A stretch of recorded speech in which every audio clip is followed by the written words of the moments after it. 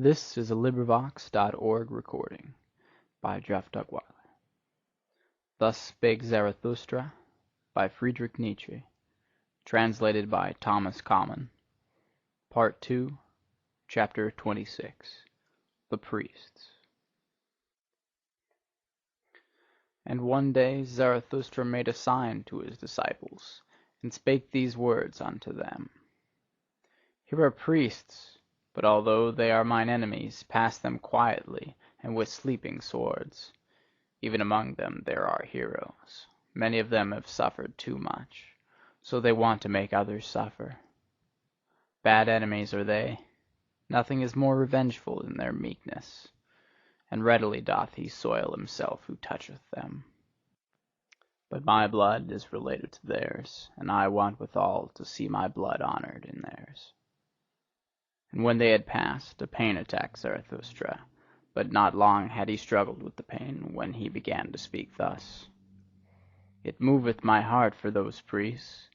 They also go against my taste, but that is the smallest matter unto me, since I am among men. But I suffer and have suffered with them. Prisoners are they unto me, and stigmatized ones. He whom they call Saviour put them in fetters of false virtues and fatuous words. Oh, that someone would save them all from their Saviour! On an isle they once thought they had landed, when the sea tossed them about. But behold, it was a slumbering monster. False virtues and fatuous words, these are the worst monsters for mortals. Long slumbereth and waiteth the fate that is in them. But at last it cometh and awaketh and devoureth and engulfeth whatever hath built tabernacles upon it. Oh, just look at those tabernacles which those priests have built themselves. Churches they call their sweet-smelling caves. Oh, that falsified light, that mustified air, where the soul may not fly aloft to its height, but so enjoineth their belief. On your knees up the stair, ye sinners! Verily, rather would I see a shameless one than the distorted eyes of their shame and devotion. Who created for themselves such caves and penitent stairs? Was it not those who sought to conceal themselves and were ashamed under the clear sky?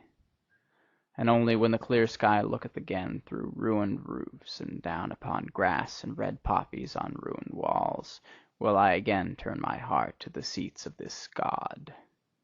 They called God that which opposed and afflicted them, and verily there was much hero spirit in their worship.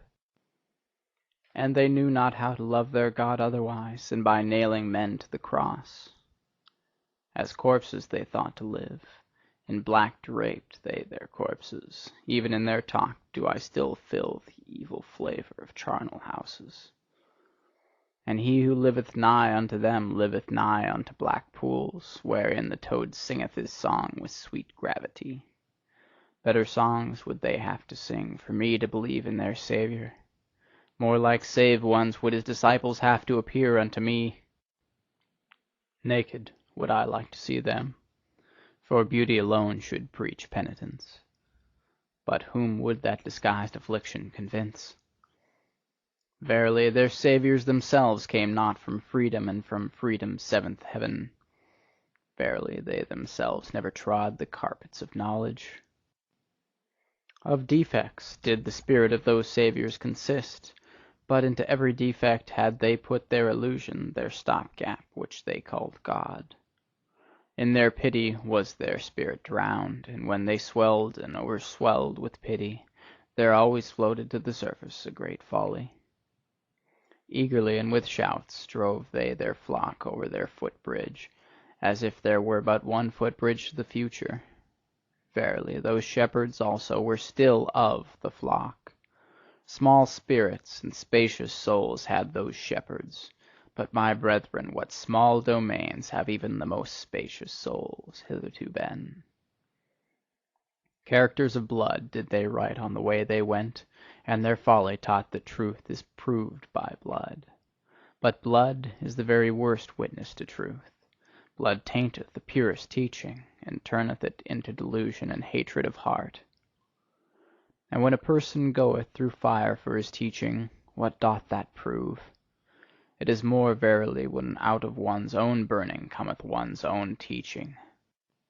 Sultry heart and cold head, where these meet, there ariseth the blusterer, the Saviour.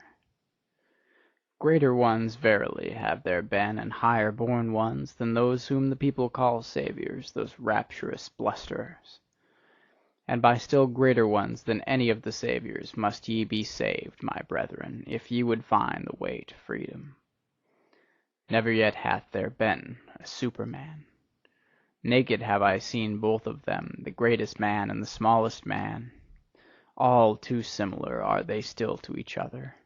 Verily, even the greatest found I, all too human.